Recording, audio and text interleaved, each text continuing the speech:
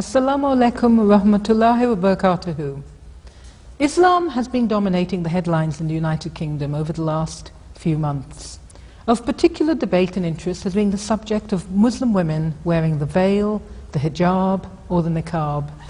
And the comments have raised a lot of feeling within viewers, within people living in the United Kingdom over this issue. A few weeks ago, the Archbishop of York commented in a leading newspaper that when it comes to Muslim women, they are a minority and they have no right to impose their beliefs in the rest of society by wearing the veil.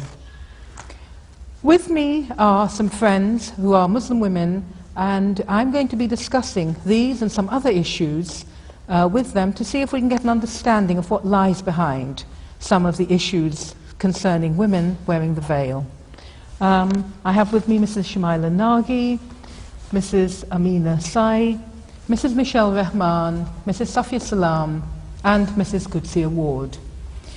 Can I begin by asking all of you, in the media it's been said a lot that there's a lot of Islamophobia around, and I wonder if any of you have had any personal experiences of this or any comments to make on this.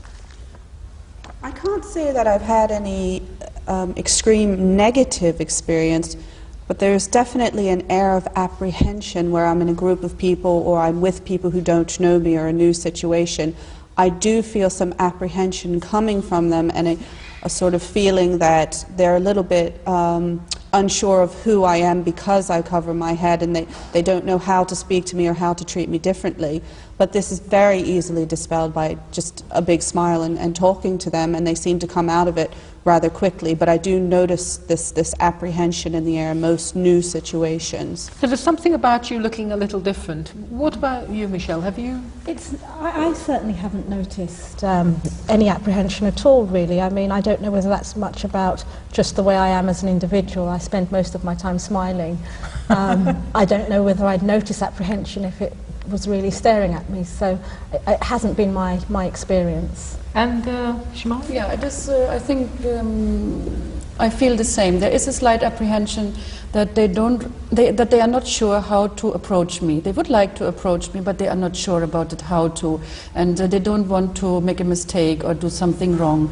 But the very moment, just as Sophia said, the very moment you have eye contact with them, a friendly eye contact, or you smile at them, it's all gone in a second, and they are very open and really really next to nothing. I had the experience of really negative approaches. No, I can't say that. Is that true for you, Amin? Yes, that's exactly the same, because they don't know us, and when they give them smile or salam or good morning or good evening, they all become very friendly, and they talk and they, say salam and good wishes, and they seem relieved. Yes. I do notice they seem relieved. Yes, and they're quite happy to then chat, and they're not intrusive, but they're happy we are for you to living talk to in them. an atmosphere, haven't we? I mean, it's not so long ago that London was hit by this major terrorist alert, and there were a lot of associations being made by that, or between that and with terrorism and with Islam, and the two were kind of put together.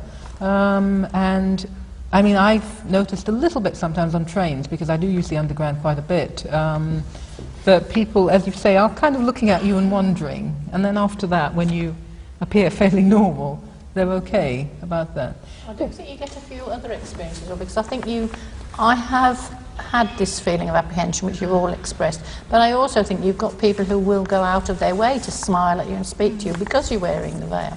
They want to show that they are not among those who have any anxieties or fears or prejudices. So it works both ways, I think. I mean, that's something I wanted to ask you all, really, because a lot of the debate has centred around Muslim women wearing the veil, wearing the hijab, wearing the niqab, and I wanted to ask you, you've all come from very different backgrounds, what your own personal experiences about that have been. I mean, Safia, you grew up as an Ahmadi. I did grow up as an Ahmadi. My mother always wore a full, growing up she wore a full coat and a niqab, and at one point she did cover her face as well. So I grew up with that, but it was very difficult in America because there wasn't anyone else who was doing it, and in fact there weren't many Muslim families around us either. So as a child we did notice that people sort of stared openly. In America, they stare openly. It's very different here in the UK. So we did notice that, but again, my mother was a very friendly person and talked to people very openly and dispelled that. Can I ask, did your mother wear black? No, she wore all cream. colours, She so it wore all- cream yes, mostly. yeah. Mostly white, mostly cream. Yeah, occasionally black, but not often. And that's a very good point, actually, because I think there's a difference. And people that. have associated Muslims with wearing black, and of Yes. course that's not the colour of, I mean, there's no compulsion to wear black. That's right. I mean, what I would say, as somebody who comes from Jamaican parentage, is particularly Jamaican young ladies of my generation, we grew up watching our parents wearing quite bold, bright colours, and we often have chosen black as choice.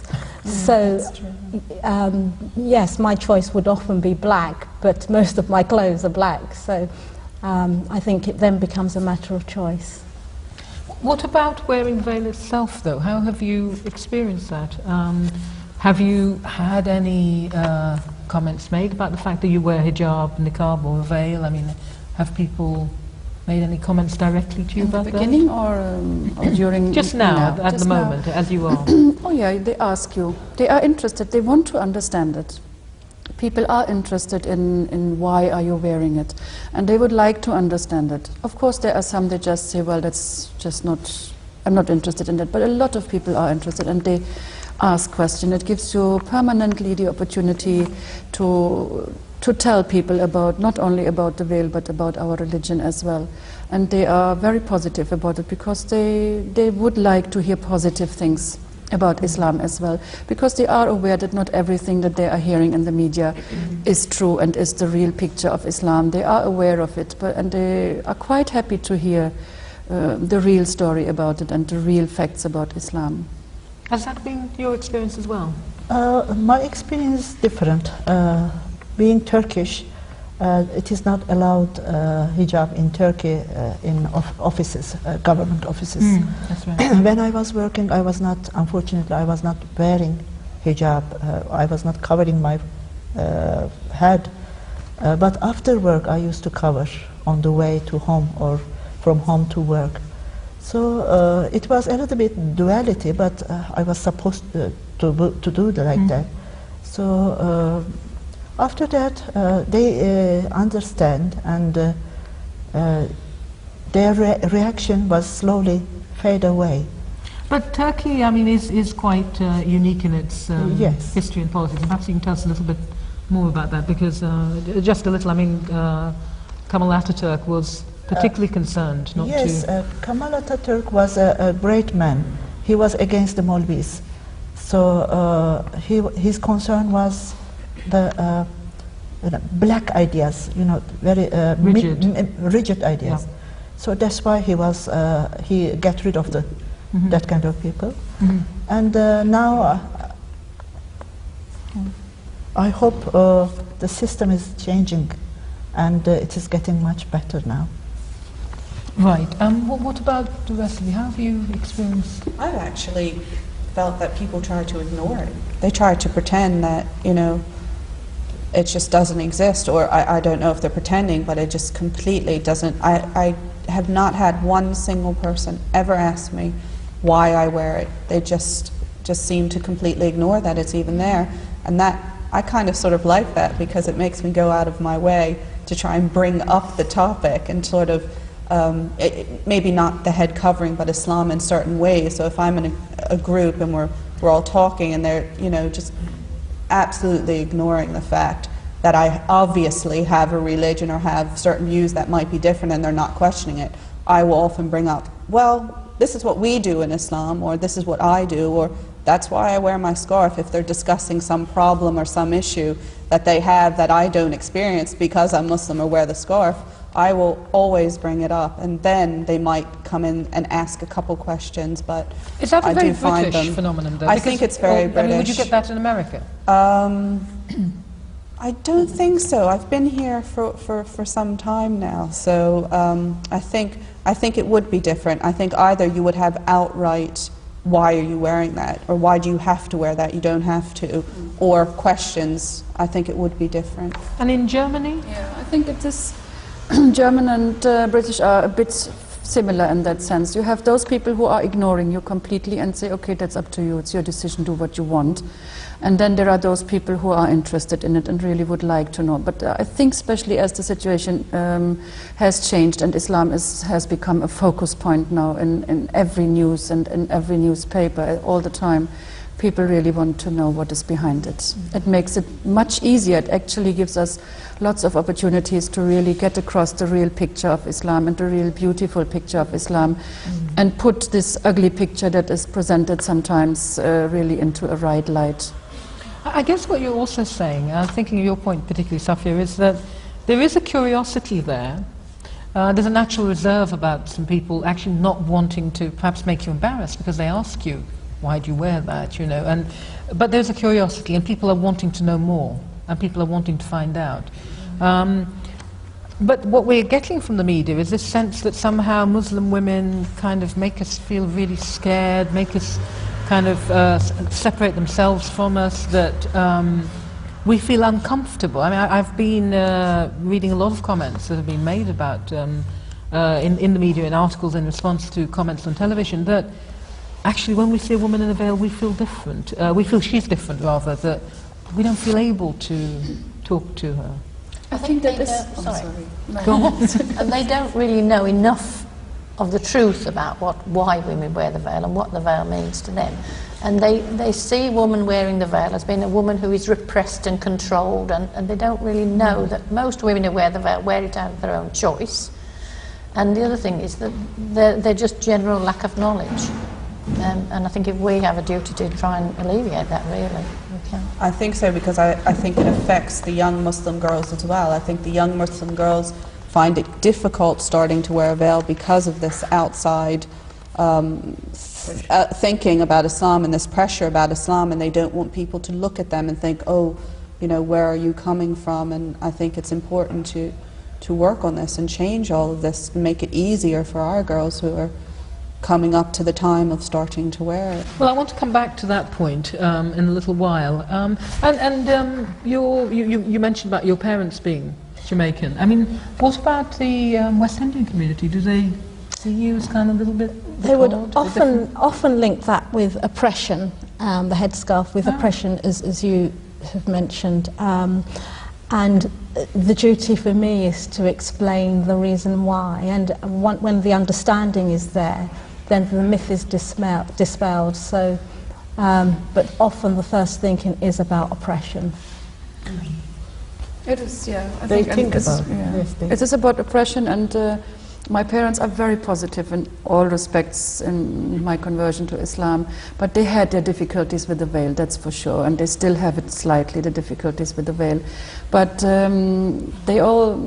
they appear to think that women are only doing it to, especially if they are converts, to fit in, to have it easier to fit in the family, to fit in the society they are now living with, and they find it then quite difficult to, for some reason, quite difficult to believe that we are really standing for it and really believing in it and are really doing it because we want to do it. And it takes a long, long, long time really to convince them through how we are behaving and how we are practicing our religion, to convince them that we are really want to do it. It's so fixed in their minds that it is impossible that a woman wants to do that. Well, there can't be anyone possibly that we would do it for besides Allah. So It's not understanding the philosophy behind it. This is only one tiny little piece of a whole philosophy of the responsibilities of women and the attitudes of women, the treatment of women in the whole of society. And the wearing of the veil is a tiny little bit of that, but it's a very visual part. So that's why it gets this response. I mean, I wanted to ask you a bit more about that. I mean, here you are all very positive about wearing the veil, and we're all sitting here discussing this subject. Amidst a lot of, as I said earlier, a lot of confusion, perhaps a lot of suspicion, a lot of concern from the people amongst which we live. How do you tell them why you wear the veil? What do you say to them? I mean, when that conversation actually does finally come up, what reasons do you give for wearing it? well, My reason is always about my choice and my wish to follow the prescriptions of religion, and that is important to me. But when I think back on my journey to wearing the veil, I would say that the thing that I found hardest was my parents understanding that it was because I wanted to do it, the choice. That was really quite difficult. But certainly the first thing for me is that, yes, it's part of my faith. Secondly, it's my announcement that I am a Muslim, and I'm not going to go to the places that people may want to invite me to if I didn't have my headscarf on. So those are the reasons why, and I tend to explain, really that's my reason. But when they say to you, you know, so you're Muslim, but so why do you have to do this? Why do you have to look so different? What do you say? Sophia, what do you say to them then? Well, first I'll explain a very, very basic about what the Quran says, and explaining about covering our beauty and covering ourselves, and that we all do it in different ways according to what we feel is right and the way that we're taught. But I also add to it, I tend to say that I do it for my children. I want my children to be very comfortable with being around it, having their mother wear it, understanding it. I mean, one day, inshallah, my sons will grow up and they'll marry girls who will, inshallah, wear it as well. And I want them to fully understand it and to be comfortable around it and to support them and to you know, be able to back it up with their own experience and their knowledge. So besides the reason why, which everyone knows, the religious reasons, I always use because of my children as a big reason, and people seem to understand that. They accept that as being something that they can feel, other mothers can feel that, and that leads on to how will you raise them this way, what will you do when this happens or that happens, and it always leads to a very positive conversation. So from that you can then actually think about child rearing, the effect that it's having on children. And this was a point you were making to me earlier, Shmaila, about that quite often women will say, I want to wear it, and they kind of stop there. Yes, they're very happy wearing it, but they don't go on to give the fuller explanation. What would you say in response to that? Time, but obviously in a very short time on the street you can't go much beyond what you just said. But if there is the opportunity to talk a little bit longer about it, but I always try to make them understand that yes, it is about me, and it is about me being comfortable in following what God Almighty, that I have accepted as Almighty and All-Knowing, has prescribed for me as the best for me. But on the other hand, it's also standing for me as a Muslim. Not only I'm a Muslim and wearing a veil and doing the pardah, the so-called pardah system, I also stand for other values, for being a good person, for being an honest person, that everybody is safe from me, that I don't harm anybody. There are so many things that Islam is demanding from me in my lifestyle to achieve my final goal, to please my Lord, and to be a so-called good person. And I want people to understand that my veil is standing for those things as well. It's not standing only for separation. Yes. I don't want to go to parties. Yeah. That is one side of it. But it is standing far more, because the party issue comes up just occasionally. But being a good person, abiding to the land, to the law of the land, being a good citizen, being a good neighbor, being a good mother, being a good employee or employer, there are all those things that are related to my religion. I'm standing for them as well, and my veil stands for that as well, and tells or should tell people, that's me, that's what I'm standing for. You have nothing you have to be afraid of. I will not harm you. I will be in favor of you. And it should make people comfortable instead of being afraid. I can add completely, I agree with your ideas. I can say something that I'm giving message to the society that you can't, I'm not for you, just open for everybody. I'm Muslim, I'm protecting myself.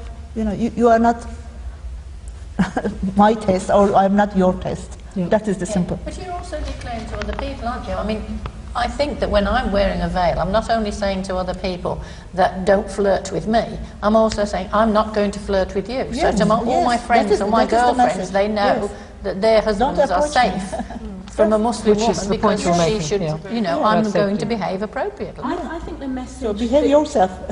I think the message that you give is dependent on who you're talking to, who you're around. I mean, my Caribbean roots are around the fun of life and having parties. So that message, for me, has to be at the forefront. So it does depend on your circumstance. And of course, in the workplace again, the message is about the education and that constant education. And particularly where I work, where we have a whole range of diversity, really, and there are many Muslim children and their families that attend. It's quite... You work with children? I work with children, and it's great for mothers particularly to come in and see somebody else, you know, working, who is wearing her headscarf. That really is quite reassuring, I find. There's a sense of confidence as well. Absolutely. That I'm doing this and there are other people and we're not alone in this. A lot of people who are like us. I mean, it kind of moves me to another question I particularly wanted to ask those of you who've converted to Islam. And something about really your journey in that conversion. I wonder, did you start off by wearing the scarf, or was that something that happened gradually? And what did your families make of that? You converted in Germany. I converted 25 years ago, and it was a gradual journey. It was not totally abrupt. There was an abrupt change in my life, that was there, yes, but not to the full extent of wearing the veil. That came over the time by meeting people, having conversations with people who are wearing the veil, and by valuing and seeing the development of my own Western society, where they were traveling, what was their journey and their moral state as well. And maybe not that much 25 years ago when I decided to wear the veil, but the further the journey progressed in the Western society, you could see it more and more, that the negative results of not wearing the veil, they become so obvious.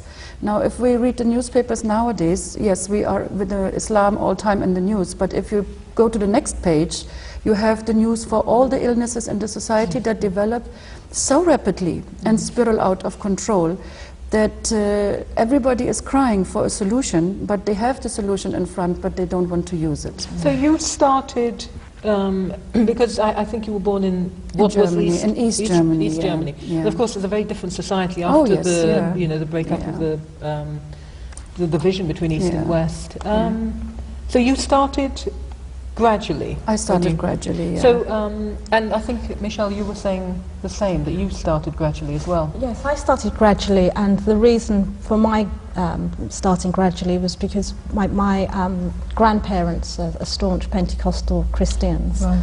And for them it was an absolute outcry that one of their grandchildren is a Muslim. And it was very hard for me to face them. Then one of the things I used to do was just to slip my scarf back a wee bit if I got, when I got to the front door. And it took confidence to keep the scarf on my head. And the first time I kept it on was because I'd purely forgotten. And then I realised it actually wasn't that bad. And what about you? Because you've come well, it's been 35 years ago, so that's taking me back a bit while. And I think I also started gradually in the style, I think. I used to wear an ordinary head square and tied under my chin, which a lot of English women used to wear at that time. And that may have modified over the years, but I think I didn't find it too difficult. I was in the north of England, and I think more women did cover their heads in those days than do now. But what was the reasons for you all kind of moving up? What I mean, you could have stopped there.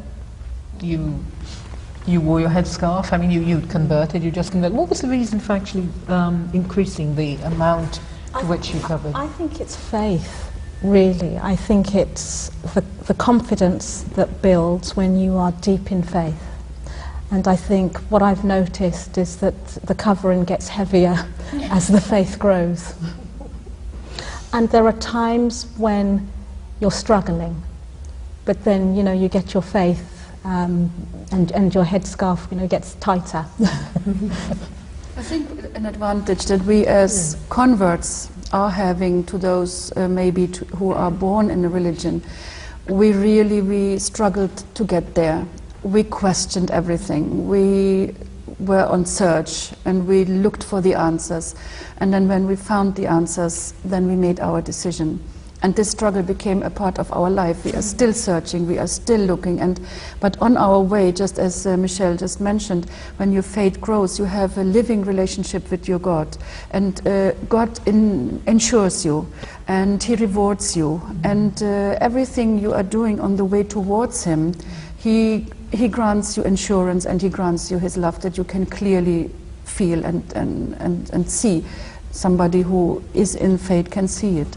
And that gives you so much strength that over the time it doesn't really matter anymore what people say. As long as you are having the peace in your heart and you feel and you know you are on the right way. And I think over the time then you start to get to progress. I think it's in human being embedded, in their genetics embedded, that you want to progress. Because stagnation, you even find it in the wise words of people not related to religion.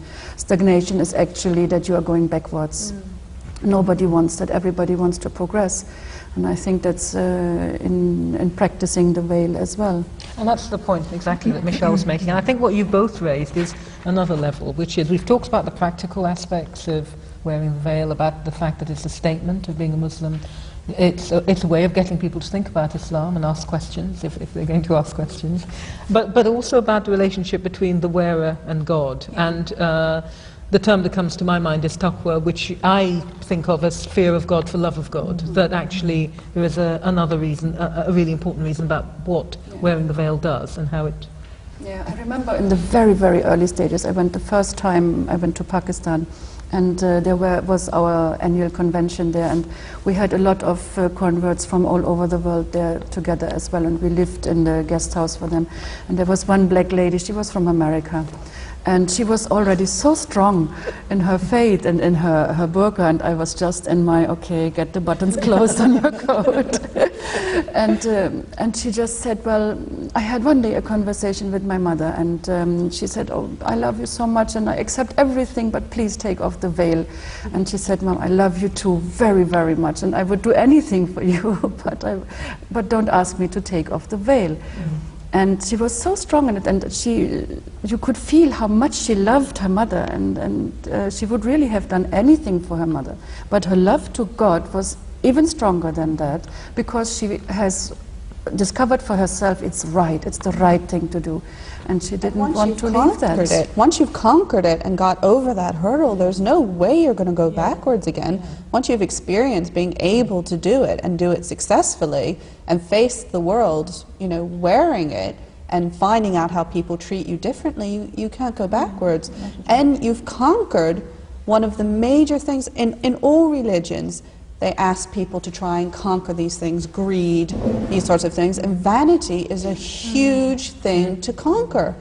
And it's very, very difficult to get over that, and Islam has given us a way to conquer this enormous problem of vanity. And once you've done it, the satisfaction that you get from it, you'll never go backwards, no matter who asks you.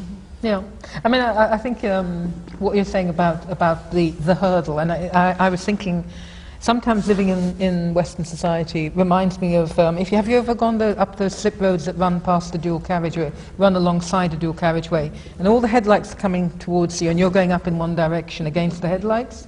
And that you've talked about hurdles, that sometimes it's about that. It's actually, people do experience it's actually very difficult, and it's, at the end of the day, it's about your ego and about yourself and how I'm presenting myself and what people are thinking of me and what people are making of me. Did you find that there you were making a statement in Turkey, for example, that I'm going to wear, although the law of the land says, in public buildings, I'm a bank manager, I can't do it, you said you wore your scarf to work and then had to take it off because of the law. Did you have that sense that it was a battle, that it was difficult? Yes, it was a great battle for me. And of course, I came over gradually. Gradually, and they accepted me, and they accepted me because they knew me, what kind of person I am, and slowly they accepted me afterwards, and there was no problem at all.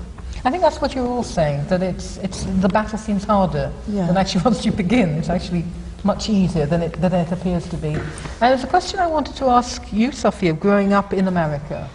And I guess I'm wondering about the what the battle, if you like, is there, what it feels like. 'Cause, well, it was different for me because both my parents were white Americans, so I had nothing to fall back on except my name was Arabic. If someone saw me, they just assumed that I was, you know, like them. So it was very hard when I was younger.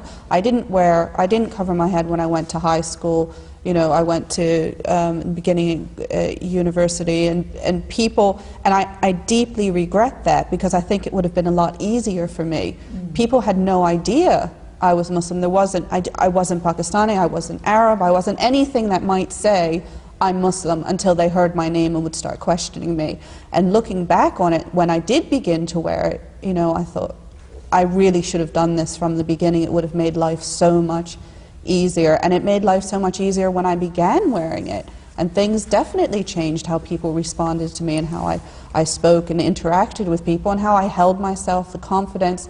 Everything was completely different, and I think Allah gives you that extra confidence and that strength. You know, you're taking that step towards Him, which is a huge step. Imagine everything you're getting back from Him. So I definitely in hindsight now, you know, regret not doing it at a much younger age, and I think I would have had a different experience. Well, I think what comes to my mind is thinking about younger people. Again, you know, thinking about this travelling up the side of the dual carriageway with the headlights of other people coming towards you, saying, "Oh, you know, you're not in the trendiest of clothes. You're not looking fashionable.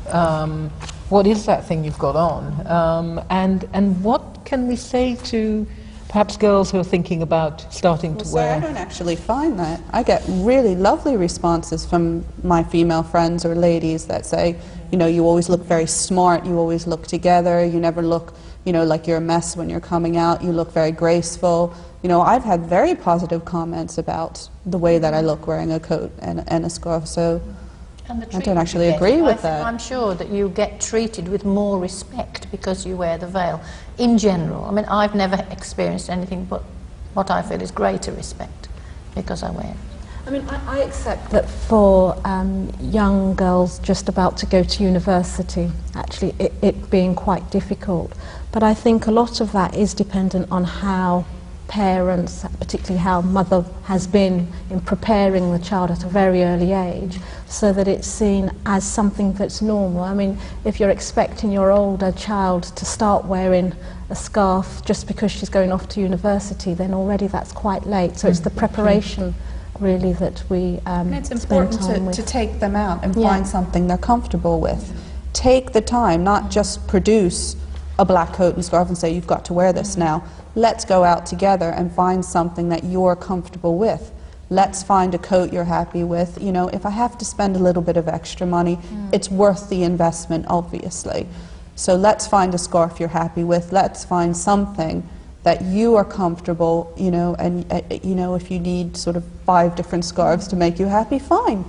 You know, if you're happy wearing it, this is how you're going to wear it, then that's fine. And I think it is a form of protection because really, if a young girl who is a Muslim goes to university without wearing a scarf, and then she's going to be invited to so many things, and if she's found it hard to wear the scarf, she's going to find it very much more difficult to then say, I'm sorry, I'm not going to join in those activities. And she's on a, really, I suppose, a slippery slope in our understanding. Timing's critical though. I mean, I think the earlier one starts with introducing the scarf, the better. So that it's not a shock, it's stages. Yeah. But I like Safia's point there, because actually the other message you're giving to your child is that, okay, this is a religious requirement, let's see how we can work with where you are to work it into your lifestyle. And I'll trust you more when you're wearing it, which means you'll be able to join that club at university, you'll be able to do this, you'll be able to do that. And, you know, because you've taken that step, I see how responsible you are. And how, you know, we're working together to do this, and that means you're going to actually be able to do a lot more than you would if you weren't wearing it. Because one of the concerns people do have about scarves, about how it looks, is that actually, you know, we come back again a little bit to thinking about Muslim women being repressed, and that's why I picked up on your point, because actually you've introduced the notion of choice, and then you've said about starting earlier, but And thinking about one of the ways that the image has kind of been quite negative is, for example, we keep going back to the image of the Taliban women who were denied an education. What would you know, when people say to you, well, you know, this is the two associations they make immediately between people who are in full veil and this very repressive society, what would you say to them? Well, you can only tell them, obviously, that Islam is not about oppression, that Islam is actually stating that every Muslim woman and every Muslim man has the duty to acquire knowledge and to get knowledge and get education, and that everybody has a free will and can make a choice, and that there should be no whatever kind of oppression in religion. And that's just something you can tell them, and you can tell them, well, if you are versatile for that, then can you say, look, you can look it up in the book if you don't believe me. Just take any Quran and read it up, it's in there.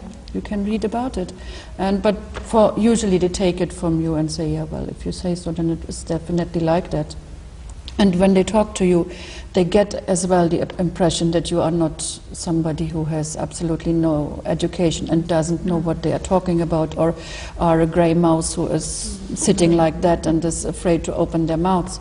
So they get, it's how confident you get the message across, and that impression they take away from you.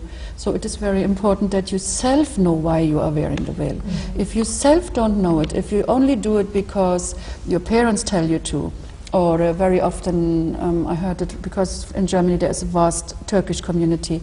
They say, well, why do I wear the veil? Yeah, but Allah said it. Why did He said it? I don't know. Well, He said it. So they are only and entirely, which is not a bad intention, doing it in obedience to Allah, which is not bad, but they never questioned it. And I think it is important that you question what you are doing. Why am I doing it? Just to gain the confidence to say, to know for yourself. In the first place, obviously, but as well because we have an obligation to tell people as well. We have a treasure, and it is not only for us. It's a treasure that could benefit everyone in the world, and we shouldn't just keep it to ourselves. So we want to share it. We don't force anybody, but we want to tell people, look, here is a treasure. If you want to make use of it, most welcome. It's there for you. So we need to gain that confidence and knowledge so that we can then give people the impression as well that we are confident. Can I end on one last point? I just wanted to ask those of you, particularly who have boys, young boys growing up, what do you say to them? Because pardah, we're talking a lot about it from the point of view of women doing pardah. What do you say to your young boys? Your boys are quite big now. I try to tell them again and again that pardah is not just for women. Pardah is, as much as it is for women, it is as much as it is for men valid. So the men are actually mentioned first in the Holy Quran, that they should cast their eyes down and should not look around. And quite some obligations are on them as well. And that's something the boys should be aware, because quite often I find in societies where they are not aware of that the boys are getting all the freedom, they can do whatever they want, and the girls are kept quite restrained, which gives a completely wrong impression again. So that's another thing that we need to tell our boys as well, and educate our boys as well, and with prayers and efforts we will have to see what is the outcome later on. My son's 3 years old. When I put my coat on, he says, "Mummy, where's your scarf?" So it starts early.